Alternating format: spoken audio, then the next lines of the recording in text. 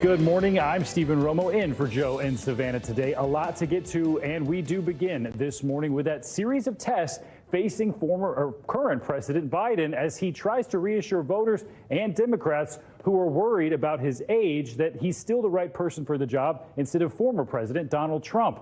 It's ongoing fallout from that shaky debate performance 1 week ago. The president is set to ramp up campaigning this month in a busy schedule that will see him visit every battleground state, and that starts today in Wisconsin. And then later this evening, he's set to sit down for his first televised interview since that widely criticized debate performance. It comes after President Biden said he was not going anywhere during a 4th of July event yesterday. That's despite a growing number of lawmakers raising doubts and expressing concerns about his candidacy. The latest on those lawmakers in a moment from NBC News congressional correspondent Julie Surkin. But first, let's check in with NBC News White House correspondent Ali Rafa. Ali, good morning to you. So a busy schedule already lined up for President Biden. Talk to us about his plan to campaign this month, including that trip to Wisconsin that's already coming today. What are we expecting there? Yeah, Stephen, good morning. There's going to be a massive spotlight on President Biden today as he heads to Madison, Wisconsin for a rally. And remember, this is a state he narrowly won over former President Trump in 2020. The Biden campaign this morning is releasing a bit of a preview of his remarks, saying that the president, while in Madison today, will, quote, underscore the stakes of this election for our democracy, our rights and freedoms, and our economy. The campaign today also announcing this new all hands on deck effort, trying to get the president, the first lady, the vice president, the second gentleman out in front of the American public in every single battleground state during the month of July to really highlight the administration's accomplishments over their first term. And Stephen, all of this is part of this massive effort by the Biden team to try to clean up the damage that was done from the president's poor debate performance last week, trying to restore lost confidence and dispel these concerns, these growing concerns about the president's ability to stay in this race and potentially serve a second term. So I think the big questions and the big things to watch moving forward today and through the weekend is whether the president can really handle this extra pressure, handle this extra attention, or whether that extra attention inevitably makes him, in some cases, have another misstep. Really, the president cannot afford to have one of those over the next couple of days, Stephen. Yeah, it's the Friday after a holiday, but I'm sure a lot of people are going to be watching that interview. And we're also, Ali, getting new details about that meeting that the president had on Wednesday, trying to reassure Democratic governors. The president reportedly was suggesting to them that he might just cut down on his events in the evening and try to get more sleep. Has that been reassuring for Democrats to hear? What else do we know about that?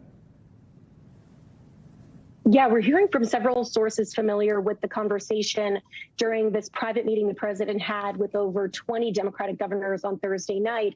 And they're telling NBC that the president said that he would like more rest. And he suggested one way to do that is to limit events that go past 8 p.m. And now it seems some of these governors took that more seriously than others. One governor that is downplaying those remarks and saying that the president made them more in jest, more as a joke, is California Governor Gavin Newsom, who talked about this yesterday. Listen here. It's more of a rhetorical framework of just being fit and rested because he was burning both ends that last 10 or so days. And I think that was sort of what he was reflecting, is just a more steady focus on being his energetic self. So it wasn't a literal 8 o'clock, I will be doing things differently. It was more figurative.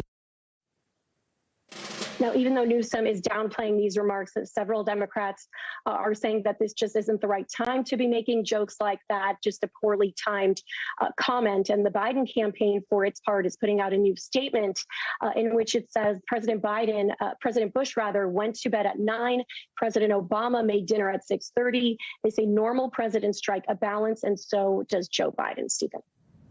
All right, we'll see if he is asked about that in the interview this evening. Ali Rafa, thanks so much. And NBC News congressional correspondent Julie Surkin, she joins us now for more on how congressional Democrats are reacting to all of this a week after that disastrous debate. Julie, good morning to you. So over the past few days, we know 2 House Democrats have publicly called on President Biden to drop out of the race. But what are we hearing from the Senate? Are we hearing anything from senators? Good morning, Stephen. Yeah, we're definitely hearing concerns from senators. They're more private. Of course, we haven't heard any Senate Democrats come out and flat out call on President Biden to step aside. But we did have some conversations, myself included, with some Senate Democrats behind the scenes who did express concerns, who talked to President Biden as well this week, who urged him to go out there and talk to the American people and encourage them that he is the guy, he is the candidate for their party that can beat former President Trump in November at the ballot box. That is really the main concern for Democrats within the House and the Senate. Remember, these are people who respect Biden. They appreciate and respect the job he did as president. So this is really a painful moment for them, watching the debate and watching the days since, but certainly nothing like we saw from the House with those two lawmakers coming out publicly calling on Biden to step aside. But I assume we could see an uptick in that in the coming days. All right, certainly something to watch there. And Julie, we were talking about that TV interview, but that is not all the president's doing today. We also have this event in Wisconsin. Is that seen as a way that he could possibly change some minds? Well, that is definitely something that lawmakers are looking at, right? I had a number of conversations with Democratic lawmakers who said this weekend really is going to be that litmus test, whether that debate performance from Biden was something to be expected, was status quo moving forward, or whether that was an anomaly. My colleagues and I have fresh reporting overnight, Stephen, that indicates that there is concern that in previous meetings that lawmakers have had with Biden and previous experiences that he has been slow, he has been tired, that debate performance was perhaps below his baseline, but certainly not something that they haven't experienced and seen before. And so Biden going into this event tonight, going into his campaign events this weekend, and certainly that TV interview that one lawmaker put to me is between a live debate and a telepromptered event, is going to be something that they are watching. But really here, especially as they get ahead of getting back to town next week and facing questions from us, they really want to see Biden shine on the stage all of this weekend when he's talking to American people. And Julia, speaking of House members getting back there in recess right now, so they're not really talking face to face, what are you expecting when they do get back next week? Well, certainly they are expecting myself and my colleagues to pepper them with questions because they really had this recess to be able to not face us, right? We've obviously used the phones and tried to get them as we could, but certainly when they're in person, they're going to be meeting with their colleagues, they're going to be talking face to face, and they're really going to be coming to terms with what this moment means for their party, where just a couple of months out of a very crucial election, they aren't sure if the person at the top of their ticket is going to hurt their own races. Remember, there's a lot of lawmakers in vulnerable positions this November. That is certainly something they're keeping a close eye on. But also, most importantly, they don't know if Biden at this point is the right person to lead their party. And I expect when they are back in person, they are going to be meeting face to face and coming to terms with that a little bit more closely. Yeah, those down ticket concerns, definitely something to watch out for. Pepper away with those questions, Julie. There's so much concern here right now. We appreciate it. All right, let's turn now to the war in Gaza. There's been a breakthrough in ceasefire hostage release talks between Israel and Hamas. That's according to a senior Biden administration official. President Biden and Israeli Prime Minister Benjamin Netanyahu talked about those details for this potential deal in a phone call just yesterday. NBC News international correspondent Matt Bradley joins us now from Tel Aviv with more on this. So, Matt, walk us through what we're hearing about this possible deal and just how significant could a so-called breakthrough be here? And do we know what are the sticking points left? Well, look, I mean, as far as the significance goes, it would be huge. Not only would it free the remaining hostages, supposedly, it would bring some measure of much-needed peace to the Gaza Strip, where just yesterday, health authorities who are run by Hamas in the Gaza Strip said that, this death toll has passed 38,000. So this breakthrough is much needed on all sides. But at the same time, I heard this morning from two Israeli officials who said that this isn't a breakthrough, that this is the beginning of a process of negotiations that could take weeks or months.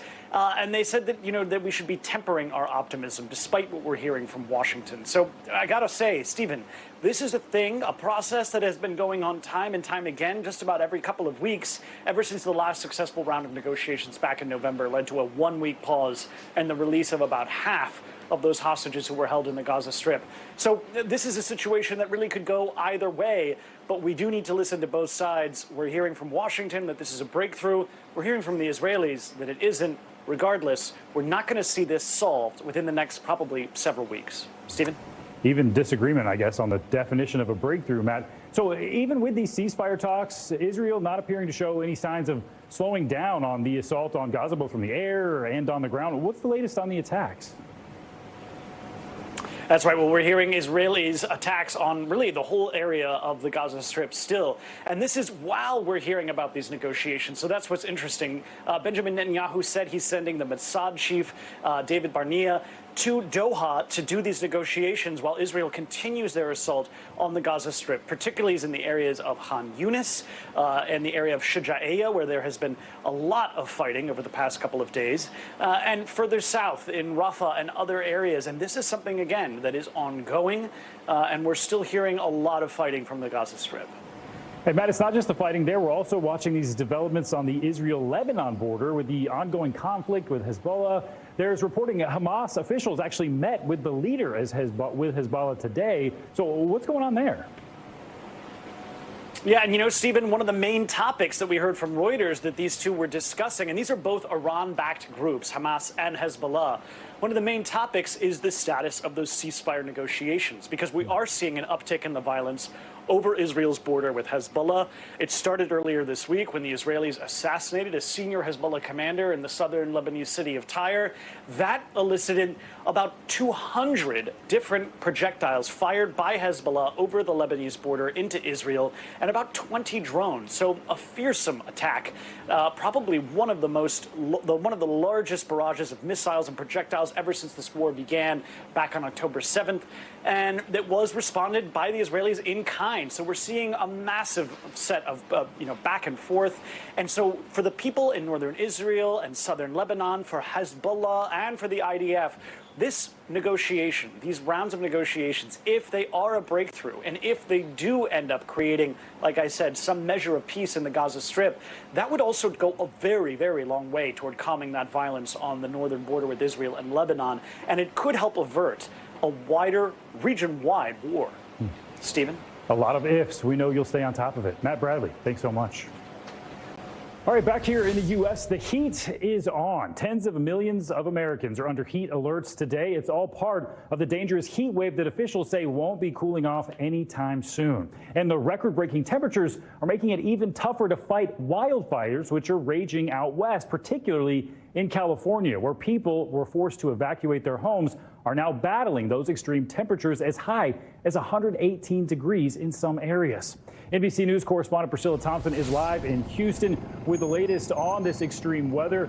Priscilla, Houston, one of the many places under excessive heat alerts. What's the weather like right now? Humidity, obviously a big concern in Houston. What are the other areas we're seeing these temperatures? Yeah, Stephen, I know that you know this Houston heat very well. It is incredibly hot here. I have a feeling pools like this one are going to be in very high demand today. Already it's 80 degrees. It's expected to climb into the 90s before the end of the day. But when you factor in the humidity, it's going to feel more like 105 degrees. Meanwhile, along the Texas coast, you've got folks who are dealing with the heat and also bracing for a potential hurricane. And also across the Pacific Northwest to Arizona, we're talking about more than 50 cities that could potentially reach record highs today. California also expected to see some all-time highs. So certainly a lot of heat both in the south and out west. Stephen? Priscilla, any chance of relief inside? How long are these temperatures supposed to last? Yeah, unfortunately, this could potentially be a historic stretch, especially out west. The National Weather Service is calling this a prolonged extreme heat event out west with the potential for 12 days of extreme heat. That is the longest stretch we have seen in nearly 2 decades.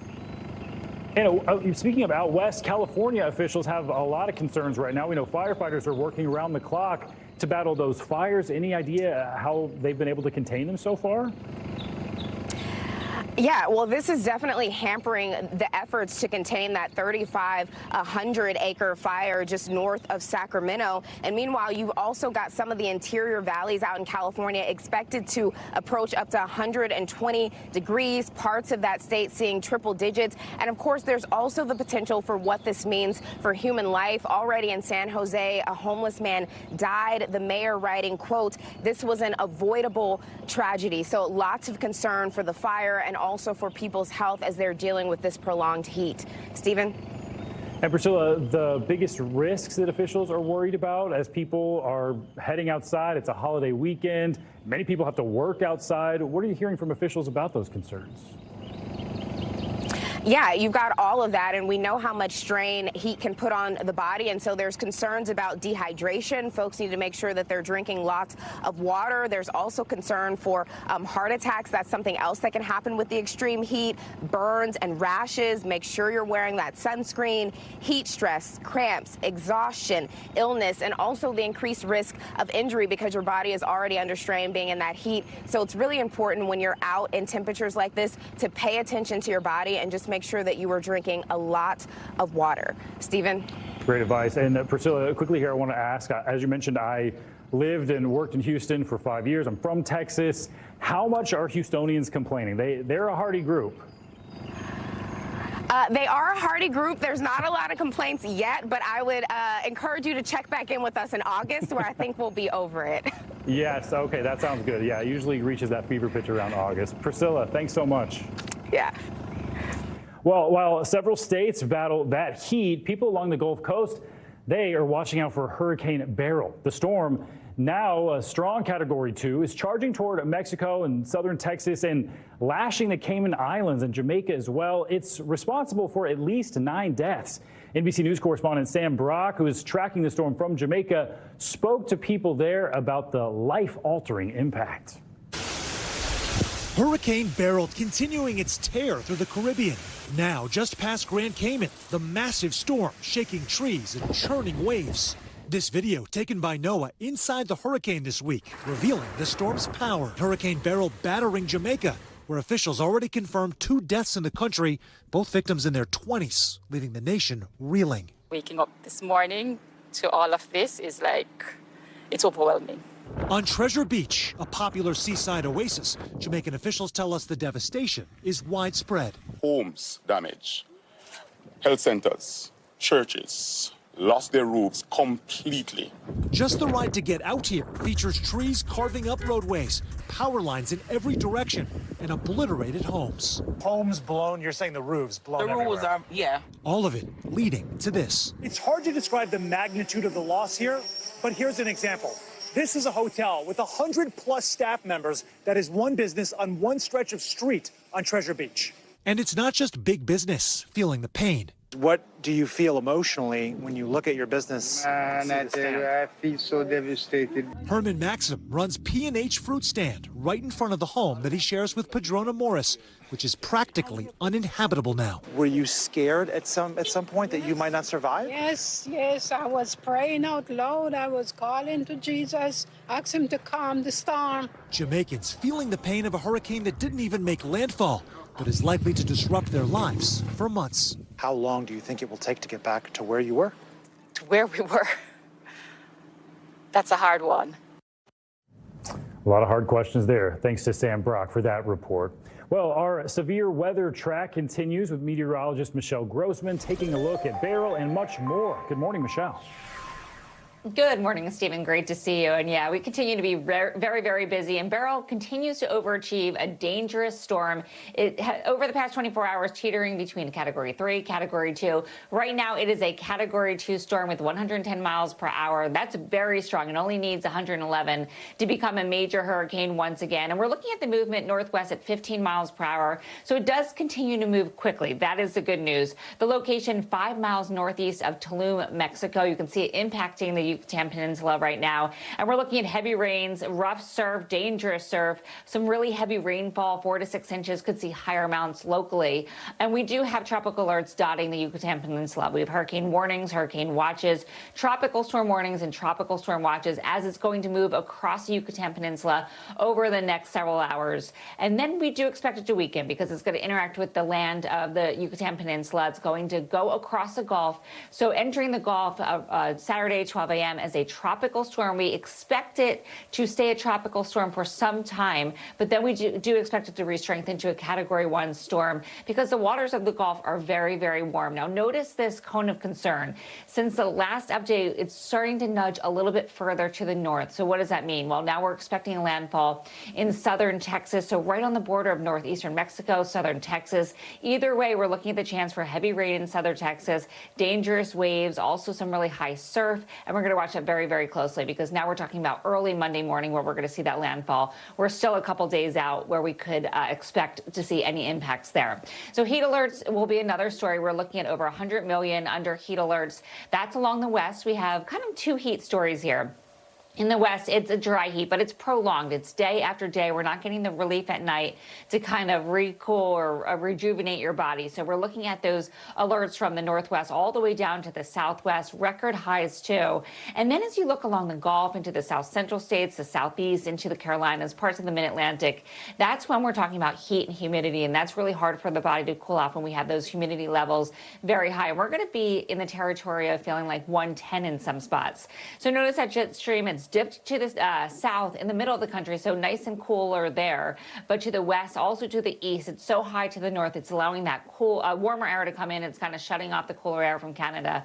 So we're looking at Portland, 23 degrees above what is typical for this time of year. Triple digits there, 118 in Redding, 113 in Las Vegas. That is tough heat. Again, staying warm at night, so we're not getting that rest and recovery. Then off to the west, we're talking about the humidity. Raleigh, off to the east, Raleigh, 102, feeling more like 111. It's going to feel like 95 in New York City. We're staying put with the heat tomorrow and really through next week. Medford tomorrow, 113. That's 25 degrees above normal. 114 in Las Vegas, also in Phoenix. And look at these numbers. Stephen, as we go throughout Tuesday, we're talking about still 118 in Las Vegas. So this is tough. We're going to continue to watch the heat. We're going to continue to watch Beryl as well. And then we have some storms to talk about that. We'll do that next hour. Back to you. Oh, that is rough, that 118, Michelle. Thanks so much for that update. Oof, cannot imagine.